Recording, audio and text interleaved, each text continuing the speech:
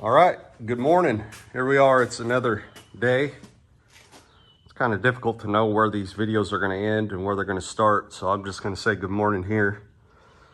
I think the last video I had plenty of footage on there. It's gonna be plenty long, but I might end up speeding a bunch of it up because it's just a whole bunch of me welding on this thing.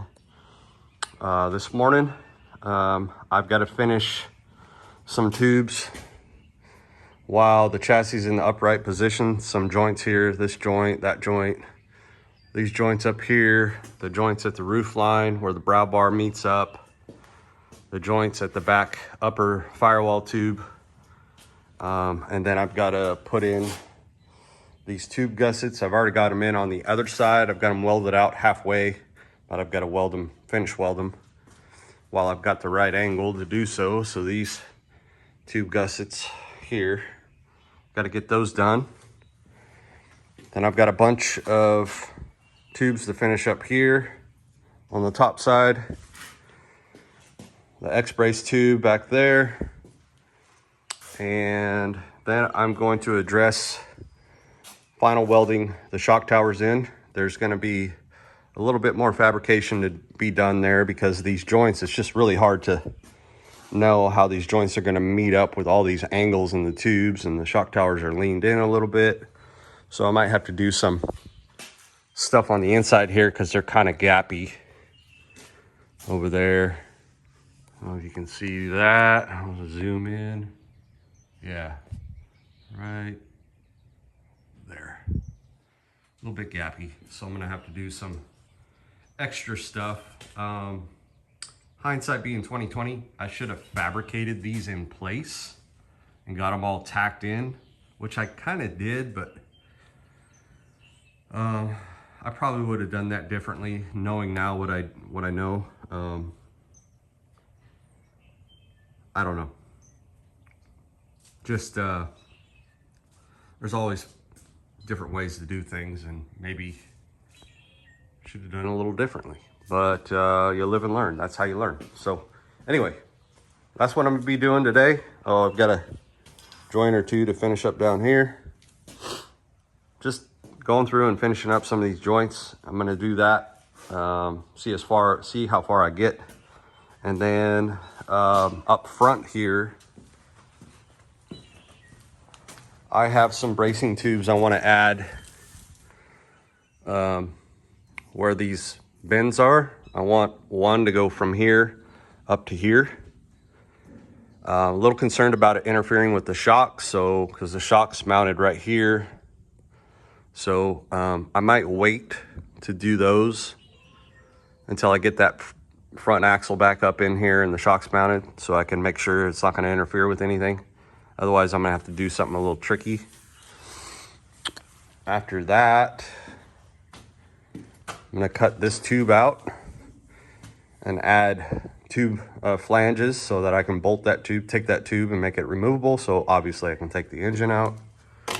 I've got a couple of tubes I need to put across the bottom here for a winch plate, and just to brace up the front end a little more. There's obviously the front end's pretty open right now, so there's quite a bit more bracing that needs to go kind of here and here and here and here. Anyway, so we're gonna get going. Once again, it probably goes without saying, but it never ceases to amaze me how long and how much welding, how long it takes and how much welding there is to do on these things. It feels like I've been welding on this chassis for 4 days, maybe 5. And I know I only work on it during the weekends, but it seems like it shouldn't take this long. The thing is it's very beneficial to be able to flip this thing over. You almost have to, you know, welding the tubes. You're trying to weld around a 360-degree surface, and it's just, you're almost always at an angle, and being able to flip this thing over and get a good weld in there and be in the best position possible. You can't always do that, but being able to take advantage of the chassis being completely empty and flipping it over and getting to these joints at different angles and just being as comfortable as you can, if that's even a thing. It just feels like an adult version of a jungle gym for me. I'm in and out, and I can't lie, I'm sore. I'm sore the next day because there's just a lot of climbing around in here, but it has to be done, and this is how you do it. I don't really see any other way to do it unless you built some sort of a rotisserie for the chassis, which I've thought about, but then again, when you're not using that rotisserie, you got to store it somewhere. So I'm not sure. I'm not sure that's a thing, or that would be a thing. So now we're done welding, and I'm in here just trying to visualize these front lacing tubes. And today was a really good day. Everything just fell into place here with these tubes. Some days everything seems to fight you, and today my notch angles and my lengths and my measurements, just everything seemed to just fall into place. And when you have those days, man, you sure cherish them, because they're not always like this. You can see my chair on the right there. I just sat there and just stared at this thing for a while, trying to figure out how I wanted to run these lacing tubes. But I think I really like the way it came out, and you'll see here.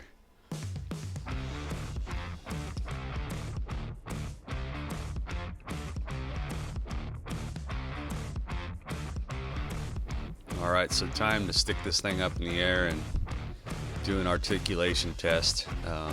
It's a good thing I waited on these tubes. You'll see here in a second why. I could have welded some tubes in prior to putting the front axle back in, but I had a suspicion that the shocks were going to interfere with some things, and I wanted to make sure that I didn't do anything that was going to get in the way. So you can see I have some blue tape in there. I'm sort of visualizing where I want the tubes to run. All right, after a whole bunch of welding, I went ahead and put the front axle back underneath this thing. I'll put the rear axle under it here later this afternoon, but I am going to start working on these tubes here for these braces here. I want to get these tubes in, or these tubes for the bracing or lacing. Like I said, there's going to be a tube that goes from this bend up to here, another one from this bend, maybe up to there, maybe this way. I'm not sure yet. But I wanted to get the front end back in and get the shocks back in so that I can flex it out and swing it and make sure that these tubes that I'm going to put in here don't interfere with the shock or the spring or anything. So yeah, a little bit at a time. I'll start working on these tubes, and then I'll be back when I get them kind of mocked up and tacked in. Well, I'm going to consider this a win. This is exactly why I wanted to put this front end back together and put the shocks in before I did these brace or lacing tubes. What I discovered is, just like I suspected or thought might happen, I have this tube here and it's ready. Well, it's somewhat rough cut, and you know, there's quite a bit more tuning to do on it, on this upper part. But if I caught this joint directly underneath where this transition is, which is where rightfully it should be landing, see how much space there is between the shock adjuster, the preload ring, and the tube, and which is right here where my thumb is. That's maybe a 1/2 inch, and I still don't have the tube swung over on top of the bend where I need it, which is right about here. So indeed, there is not going to be enough room to put this tube directly underneath here at this joint and then swing this bottom side over and still not interfere with this shock, either the spring, the preload adjuster, or whatever. So what I'm going to have to do is probably move the upper part back up this way, which it starts going inward and away from the shock. And then I can still land this joint where I want, down in this bend. And then probably what I'll do is plate gusset the top there, or plate gusset from the tube underneath into that joint underneath there, just so it just transfers that load. I really want this to be pretty beefy because that's where the shock mount is. And then keep in mind this cross tube right here is going to be cut and then joined together with flanges, 3-bolt flanges, so that I can make this tube removable for getting the engine out. So the other alternative would be to take this tube and make it smaller, maybe 1.5 inches or even 1.25 inches. But I don't have any 1.5 inches on hand, and I'm not going to go buy a whole stick just to do that. So what I'm going to do is have to take the top of this, and rather than it falling directly underneath this joint, it's going to have to fall somewhere over here. And then I can make a tube gusset that goes like this, or a plate gusset that goes like this, and that'll just kind of beef it all up. Anyway, so that's a win, because I almost put these tubes in when I had the chassis all taken apart and I was welding things out, and I thought, no, I better not do it, because I know that shock's in there, and that's a big old shock with a big old preload adjuster and big old springs. So I wanted to make sure I had clearance. All right, so I got these 2 brace tubes in, lacing tubes, whatever you want to call them. Now I got to figure out how I want to finish this out. I still want to support this second bend right here. So I'm thinking I either go from here up to here, up to there, or go here, there, and then here and there. I don't know yet. I'm gonna lay some tubes up there and see what I like. When I'm putting these tubes in here, I'm thinking of a couple of things. The first thing is supporting those bends where there are bends in that lower frame rail. And the other thing I'm thinking about is just stiffening up this whole front structure for a front end impact, or God forbid, a rollover, end over end rollover. Just want to stiffen this up so that it is braced up and stays in place, and hopefully doesn't bend, warp, or give if there is some sort of an impact or an unfortunate incident where the thing is rolling over, or nose dives or something like that. So I don't think you can be too strong here. I don't think there can be too much overkill.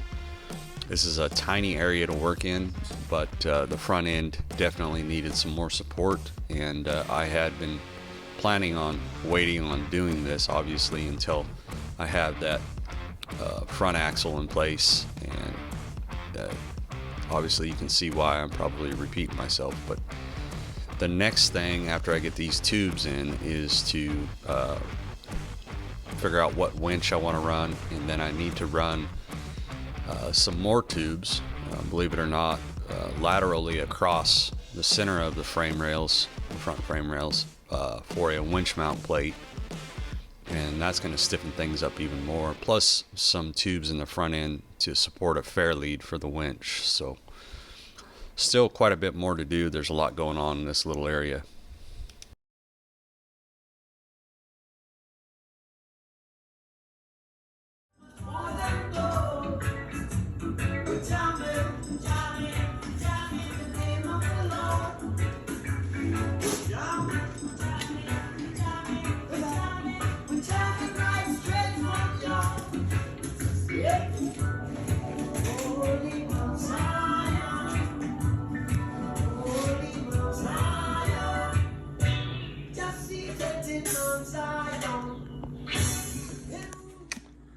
Well, we're gonna close this one out. This is probably gonna be a long video. So I got my gusset tubes all welded out. They're there, on the back there. Over here on the passenger side. The gusset tubes all welded out. And then went to work on this. I got these tubes all in, both sides. I just need to take the shocks out so I can weld the back side of the top of these and the back side of the bottom of those. I don't want to weld right around the shocks right there.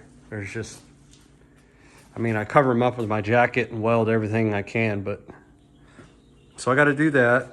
And I can start working on my bump stop mounts now. I need to get a winch and figure out a winch plate in here. There'll be a tube going from here to here, and then another tube going from here